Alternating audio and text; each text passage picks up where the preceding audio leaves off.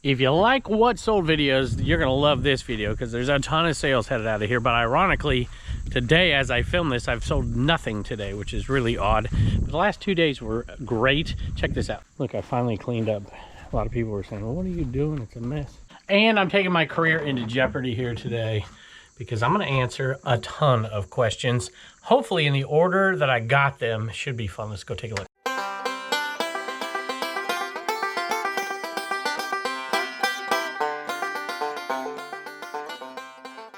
Seems really dark back there. I don't know what's going on. Am I missing a light that should be on?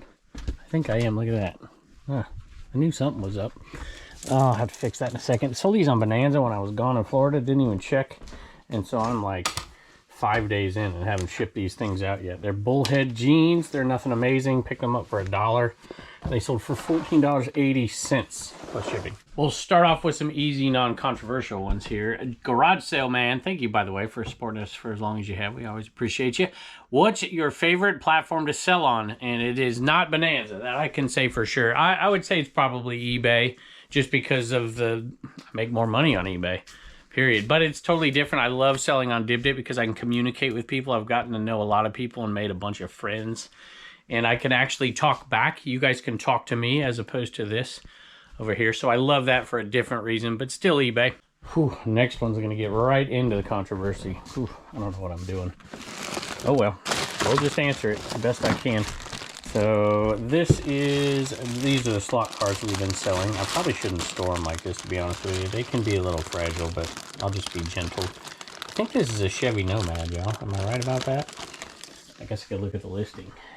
Blue Chevy Nomad. AFX. Little slot car, and it does it come apart? I don't know. Anyway, this one sold for $25.95 plus shipping. So there's 3 comments along these lines. One of them is a little different and very nothing, milquetoast here. So I'll do this one first, but I'll get into the other 2. One of them I had to delete because, well, to be honest, I don't like people. I let most of the comments stand unless it's, you know, something that's awful or something about my kids or something. I just let it stand, even if it's bad about me, but I reply if it's about me. But when it's about another person or a content creator or another reseller, and things are being said that I don't know personally firsthand that are true or not, they may be, they may not be. But if I don't know it, I try to take that stuff down. This one, however, is nothing at all. Berkshire Pickers, thank you, by the way. You're always supportive of us. Making donations of unwanted inventory, ? Yeah, so if I understand your question correctly, there's a lot of folks who always, you know, they purge every once in a while. That is something I think is healthy for a lot of reselling businesses. Now, you know, ideally you don't have to do that because you're not buying stuff that needs purged. However, there are some ways of purchasing and sourcing, you know, storage units. You're going to get a lot of stuff that's like, do I want to, you know, that kind of middle of the road stuff. And you know, there's different ways to get rid of it. I like the idea of making friends with somebody at a flea market. I've done this a couple times. And saying, hey, I'll just give this all to you. And, you know, when you have an item or something I want, you know, give me a deal. Something like that. If it's junk, they don't want it either. So, yeah, how many of y'all go out there and you'll make donations after a certain amount of time? I definitely like to scale down the price before I do that, but absolutely, I think it's a healthy part of your business to clean out inventory from time to time. Now, the next 2, one of them, like I said, I deleted. I'll give you a picture of, well, I'll just tell you. It was, and you guys have probably heard this controversy, and I'm not going to get into it. I'm not going to name names or anything, but there are certain creators that do things, you know, for charity. I do that. And a lot of it's been called into question. I just simply don't know enough about the situation to have an opinion. Maybe right, maybe wrong, but it is not my place if I don't know. I won't speculate. If I speculate, I'll tell you I speculate on stuff. There are people in this business that I don't think highly of, but I don't usually bring it to the forefront. And I'm not going to do it here. But it led to another question that I did want to answer. I'm going to pick one more item and answer it. But I'm not going to dignify the person who asked the question. So, King Arthur, you know what? I know I sold 2 things really quick. I already packaged up the Bonanza item because it was late. All right.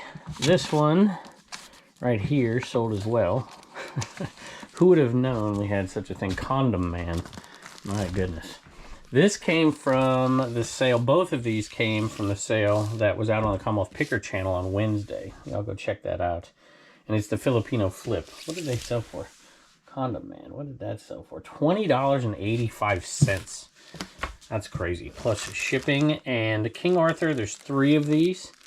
And these sold for less than that, I believe. Yeah, $18.95. But I have to add this to the Filipino Flip list. Figure $31 in profit. It's actually probably a little bit more, but I overcharged on one of these. So that's after fees, after shipping. We're up to $2,117 so far on that. And ironically, that kind of leads into this. So somebody asked me a question about it wasn't even a question. It was an accusation, essentially. And we do this. And, you know, if you watch Trash Cash Podcast, you've seen Dave say, you know, no good deed goes unpunished, right? The people that, if you're out there raising money, and we do raise money for Isaiah House, and we haven't done that one in quite a while, but we raise money for St. Jude and for Ronald McDonald House. These are kind of things, especially those two, that there's no, you know, even the politics and the religion and all the stuff that everybody constantly is at each other about, you know, those things kind of, I think we can all agree that St. Jude does amazing, amazing things for people, Ronald McDonald House as well. And it's a part of what we've done from the beginning. And this person was like, I can't even read the thing, to be honest with you. Let's just say they think that I'm a scammer, and unless I, you know, open up all my books and do this and then that, and then that's what they're going to say on a Reddit thread and do whatever. I'm just like, hey, okay. So I've just made a personal decision that, there are people out there who do things that I would not do. They do things in ways that I would not do them, but it's going to always be a part of what we do, and it always is in Q4 as well. I'm not going to stop doing it. I did start a couple of years ago doing it when we did the 50/50 auctions on eBay, doing it on eBay itself. We didn't used to do that. We used to do it and make the donations ourselves. If I would always tell the person who donated, you know, hey, I'll send you the receipt, do whatever.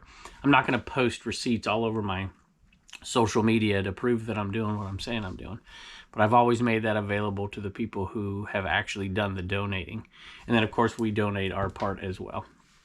I just think in the world we live in, and as blessed as I have been and my family has been, I feel it's our responsibility as a business, I think, to give back in some ways, and we do. And so I probably will, just because of what's gone on with different folks, I probably will. I don't know. I guess I have a bookkeeper. They can open the books, I suppose, if it ever came to that. But I'm going to keep doing it. I posted the last time we did this on Dibdit. I posted that over there because so many people had chipped in $2, $4, $50, whatever, and I posted it. I saw Harry Tornado did that for St. Jude. We donated to his over there as well, and he posted it. And so I think for those general fundraiser type things, we'll post them. Some of the other stuff is systematic. It's, you know, I talk about $1 from merch and stuff like that. We do that through a systematic process, and it works out easier for us that way. But yeah, I think in this world, in people doing things that, you know, there's a lot of people out there that do things in ways that they, quite frankly, should be ashamed of. And I'm not perfect, and I make mistakes. And I will continue to make mistakes, but I'm not going to take out something out of our lives that is important to us. And quite honestly, it's everybody in this audience that has contributed so much, and it's been fun. I really, really enjoyed it. And we do our own giving, like I said, but you know, maybe I'm wrong. Maybe it's not something that people that have businesses that succeed. I just know a lot of people that do have businesses that succeed, and most of them give back in some way. Susie Sad Eyes, right here. This is cool. I asked my daughter, I'm like, is that Wednesday Addams? Should I put Wednesday Addams in the title? She said no. So I didn't. And it's still sold $30 plus shipping on that one. It actually might have been underpriced. I think I could have got a little bit more for it, but I'm happy at that price right there. Next one's from Ginger Marvin. She must have saw the other one that I got rid of. Maybe, I don't know. Maybe she's just trying to be funny. How do you continue? Ginger Marvin, by the way, YouTube channel. She's got a Facebook page. We've met her and her husband, and they are terrific. So, miss you. Hope you're doing well. How do you continue making content when so many people think you're the scum of the earth? Asking for a friend. And then there was some comment. That was sarcasm. It's hard to come across when you don't know all parties involved. But she was just being funny. You don't need to attack her. And most people know that. At any rate, that's a good question. That is a great question. I take that stuff to heart. If you watch my channel, you've known that for years. And I do think that there needs to be a defense sometimes. There really, really does. And unfortunately, it's because a lot of folks don't do things in an acceptable way. And there's things that I do that aren't acceptable to some people. I mean, just look at the comments about me negotiating with people.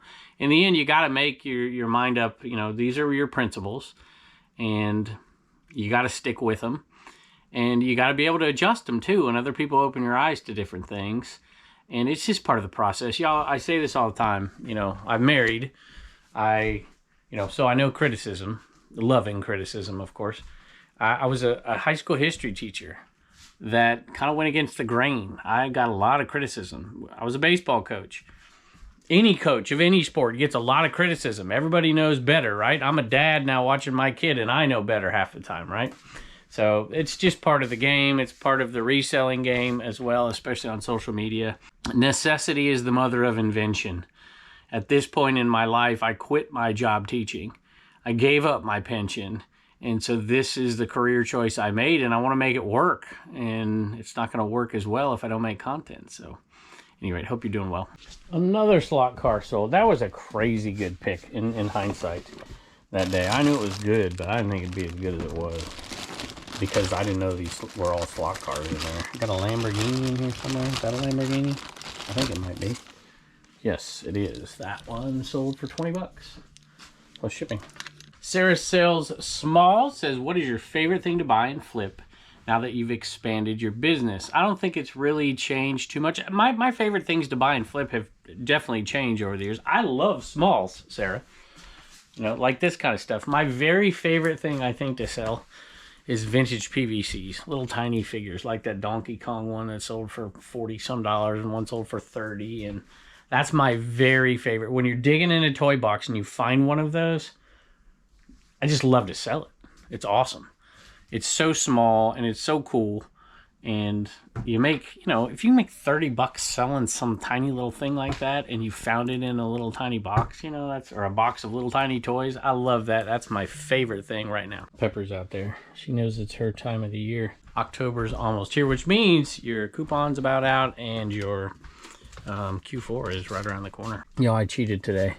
I'm so under the gun that I asked Jess, I said, is there anything I got to dig for today? Would you mind digging for me before you do the dividend sales? And she's like, oh, no problem. And so she got all three of these hats and dug them out for me. Saved me a few minutes. Jess is awesome. I love her. She's just amazing. Bandit is a Gorin Brothers. I bought this at a university sale. Super cheap. And that one sold for $26.95 plus shipping. This one sold Winston Cup Racing, sold for $14.95 plus shipping. It's like got a velvety sheen to it. And this one right here sold New Era Braves hat, $21, and I think that's it. $21 for that one plus shipping. Two of these three were sold on that List Easier batch that we did. And I do still constantly get questions about that. I have not come across any in here. And that is down below. It's not for everybody, but more and more people, a lot of good feedback. I can't wait to get back to it after we sell off all that stuff in that basement before my wife kills me.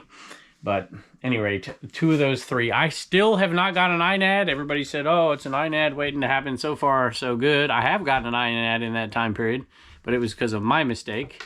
But if you ever do think that that's right for your business to scale List Easier, the link is below. Code Commonwealth will get you $30 off. And please, if you're doing it, give me some feedback. Reagan's here, y'all. She hadn't been in a video in forever. And I don't think we sold out anything out of CommonwealthPicker.com. But look, she's like the Pied Piper around here. Come on, Pepper. Pepper got in. She's not getting out now. She's like, forget it. Oh, maybe she will. See, babe. I'm going to do two questions here because one is clearly not a question. Red Dirt Pickers, are there other groups for elderly resellers, and how many are you involved with? You watch too much Trash Cash. Steve-O Resells. That is a good question. Is there a group for older resellersonly.com? Meet your future spouse. You can go garage selling together.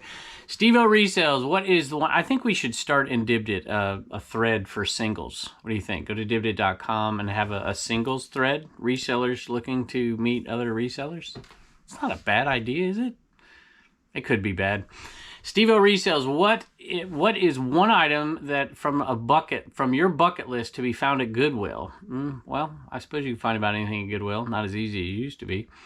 I'll just tell you what my bucket list is. I've said it forever. I want to find in the wild, cheap. I've found them before, but only from people that know exactly what they go for. I think it was a $200. Somebody wanted $200 for a McDonald's amber ashtray at a garage sale. I want to find a McDonald's amber ashtray, but I want to find it for like less than $5. To me, that's finding it in the wild for sure. That's on the top of my bucket list. I was at a garage sale a week or so ago, and somebody had a snowboard that I knew was a good snowboard. And I went in to ask about it, and they gave me a price, and it was a little more than I wanted to pay, but I was going to negotiate it down.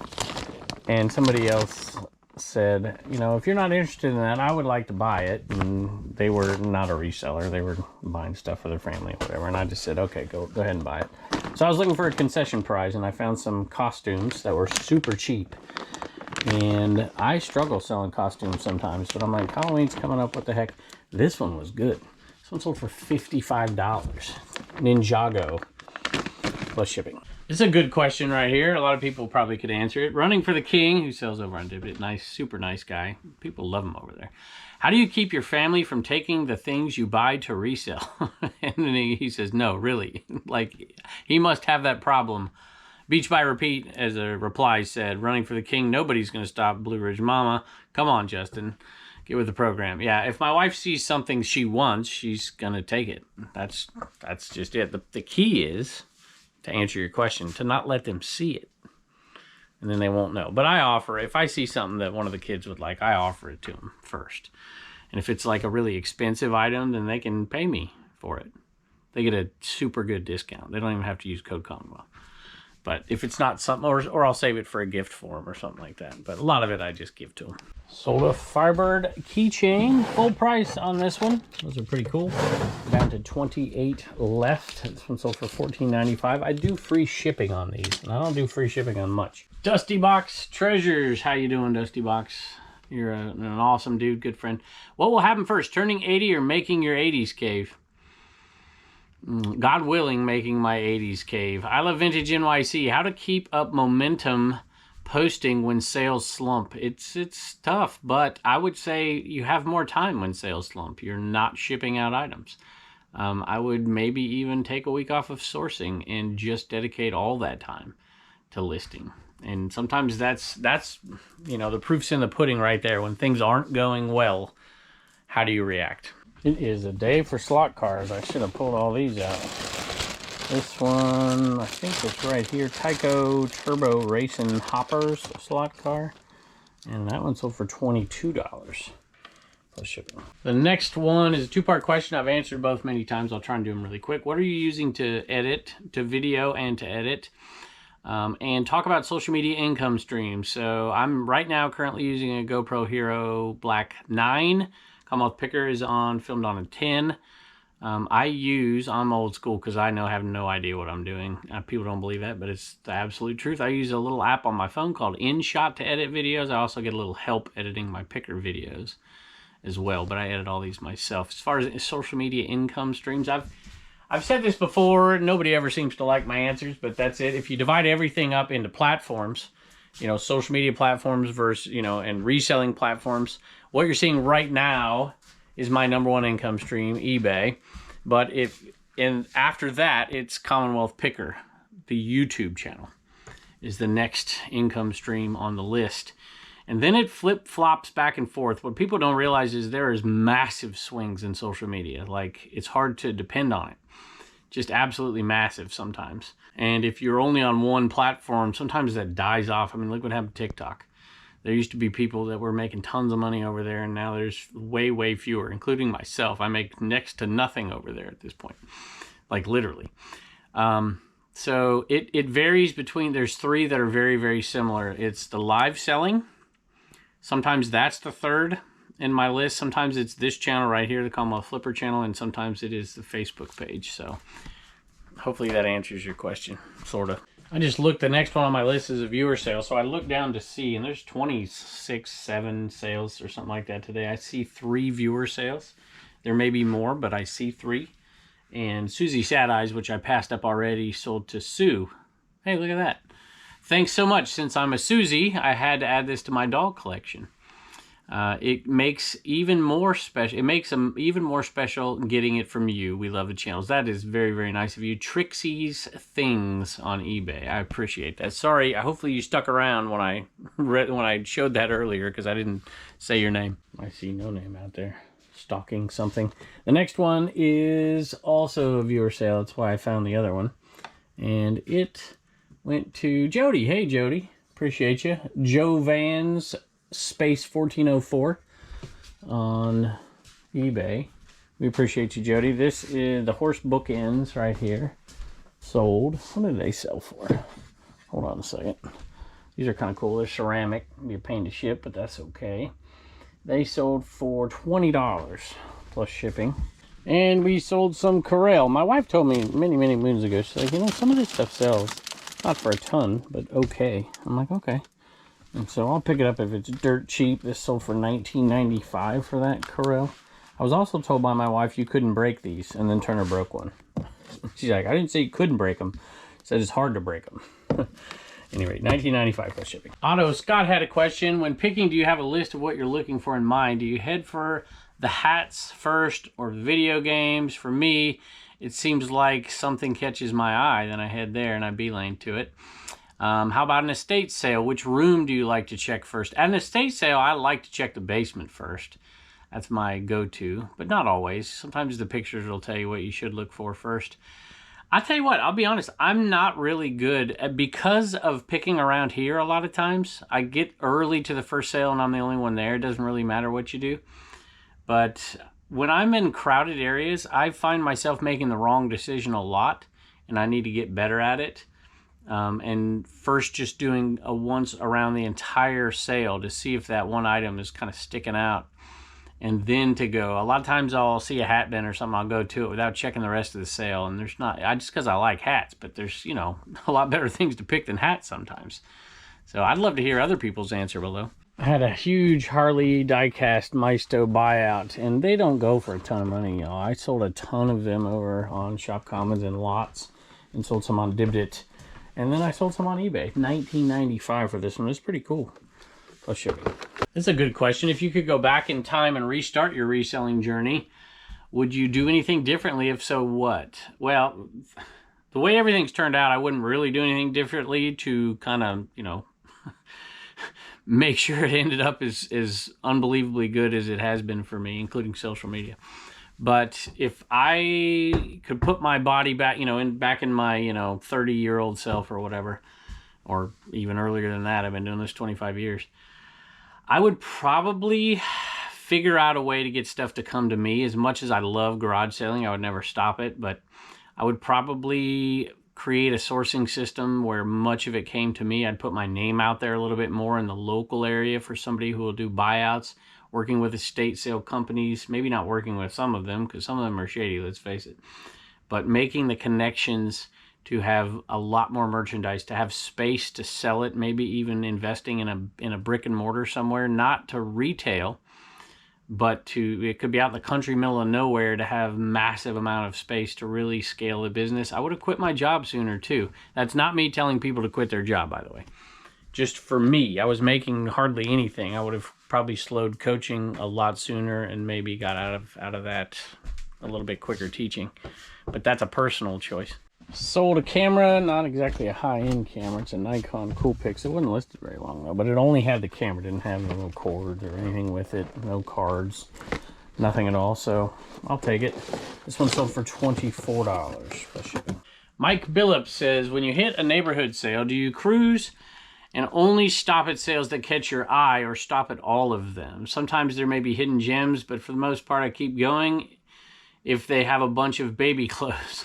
Yeah, I imagine you stop at every sale and pick through, and you're a pick through guy. Dave is a cruise and stop only if he sees pop culture stuff. It's not really true. And Kerry cruises by with his window down while they're setting up and yells, "Got any sports cards or video games?" and keeps going. That's not really true of Carrie either, but it's funny. I would say it's different. You know, at a highway sale, I will cruise by quite a few. But I have found that, you know, some of the ones that look terrible, you get out of the car and you end up with a winner. Because a lot of people, if it doesn't look good, a lot of people do just that. So depends on the time of day, really. And as far as a neighborhood sale, this is something I've done. If you can scope out what the neighborhood sale looks like and you actually know there's a bunch, if they've posted the addresses and stuff, if there's only one way into that neighborhood, I skip all of the ones at the beginning. I go to it depends on when you get there. If you're the first one there, you're okay, right? But I will go to the very back of a sale, or if the traffic pattern is going right, I go left and I pick it in reverse, because you know you're going to be the first ones at some of those sales and picking over the leftovers at the beginning. So I skip the first sales. I go right to the back of the thing, depending on the neighborhood. Man, Hello Kitty stuff can go for good money. It's hit and miss sometimes, but if I see, like, I think this was $1 at a sale. It's just a Hello Kitty comforter is all it is. You can't even really see the Hello Kitty part, but you get the point. This one sold super quick, and people are like, it's a pain in the butt. You gotta wash, you gotta do whatever. I got giant bags. This is full of giant poly bags, and I'll ship it in that. That sold for $27.95 really quickly, plus shipping. I am literally reading these like straight down the list here. So Wes Leonard. How do you deal with old inventory that just isn't selling? Do you toss it, donate it, etc.? I occasionally, yes. I like to run sales. You know, I shouldn't have bought the dumb thing if you can't sell it at all, right? But occasionally that stuff happens. And so I like to run discounts. 30% is my first one. That's a little steep for some people. But I don't do that till 250 days, and I'm sending offers all the time, 5%, 10%, whatever.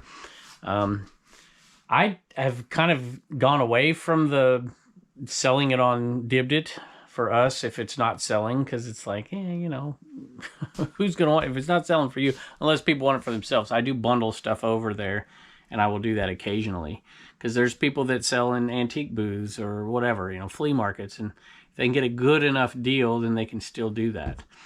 I've tossed stuff, I've donated stuff, and I've done those other things I just said. Ertl seems to just always be a decent seller.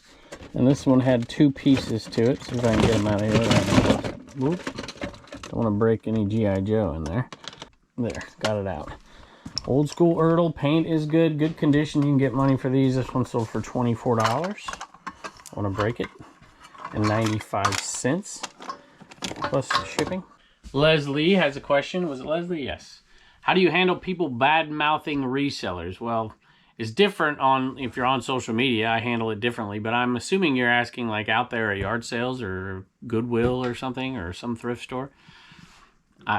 Just if somebody didn't want you to buy their stuff because you're a reseller, then that's one thing. If you're talking about in comments on social media, that's another. I think for the most part, if you want to make an argument, make the argument, because there's a lot of good ones for some of these dumb arguments they make, and then move on, or just ignore it completely. Sold a Damn It doll. And this one, a lot of times there'll be the colors of a particular team. I don't know who that would be. Maybe the Bengals. And you can't put that in the title because it's not merchant or licensed. But this one sold for $11.95 plus shipping. Pam has a question. She says, I would love to see the whole process. Not really a question. The whole process from buying an item to getting it listed to maybe sold and shipped. I also feel like I take forever listing. Yeah. I have done all of those in videos. I typically don't do the listing part in videos because it's kind of boring. But yeah, I have done it. Matter of fact, I listed an item. I probably shouldn't have done this, but I bought an item in a yard sale on a Commonwealth picker video many moons ago. And I knew coming out of this area, there's one light that takes forever. And I was at the back of it. And I'm like, you know what? I'm not going to get out of this place for like 2-3 minutes.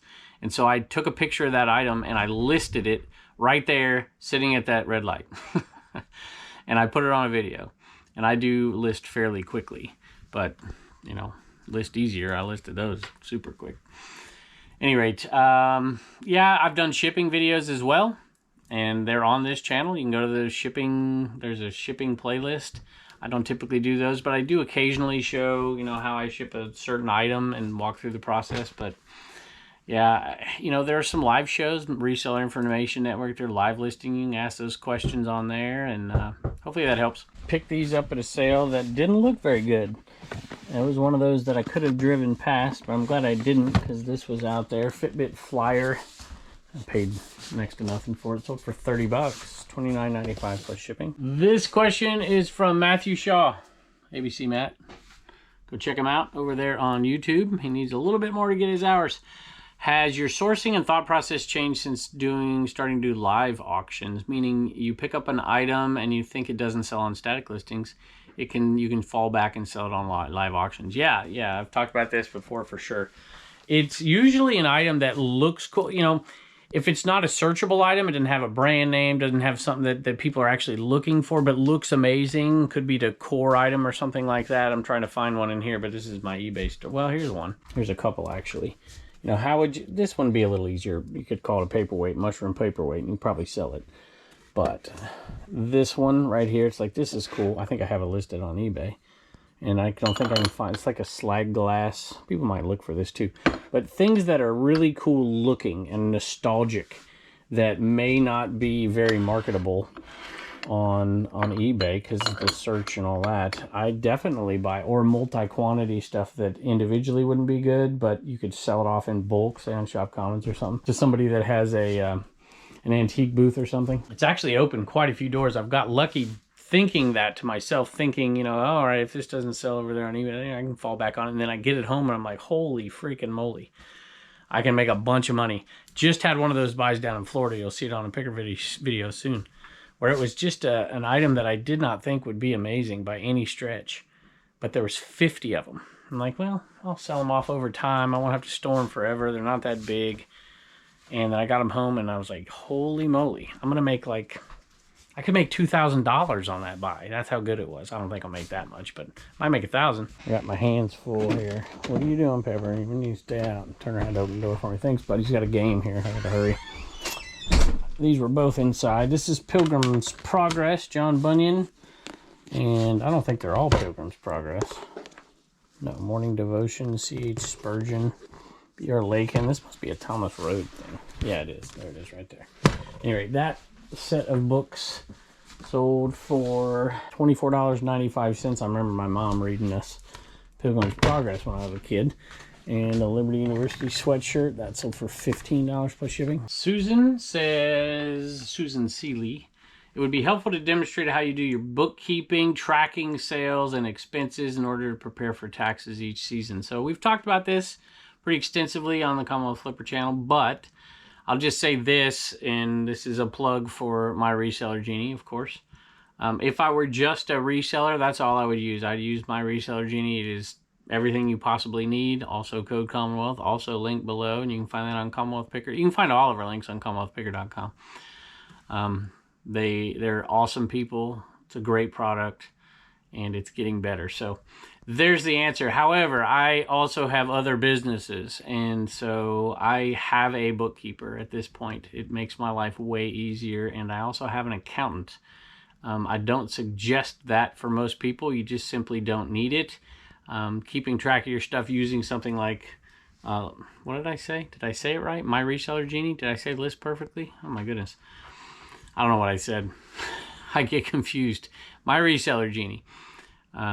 But there's a lot of people that don't use that and don't need that. It's pretty simple. I use cash in, cash out. So I use a cash method of accounting. It is by far the easiest. I know people don't agree with me, and you're wrong. I'm partly teasing. It just is my mind. I'm not tracking each and every single item and using the accrual method to me is cruel for sure. So there's a lot of videos out there on that, Susan. You can check it out. All right, I'm going to pick two because they should be on the same path. Juniper Gel. That looks like Juniper Gel to you. Shower Gel. Yep, that's it. $22.95 plus shipping. And I got to find a CD here. And I don't know. It might take me a minute. Well, I thought it was a CD, but it's not. It is a record. And that one sold for... This came from that huge record buyout. $9.99. Plus shipping on that one. I don't even know who the heck it is.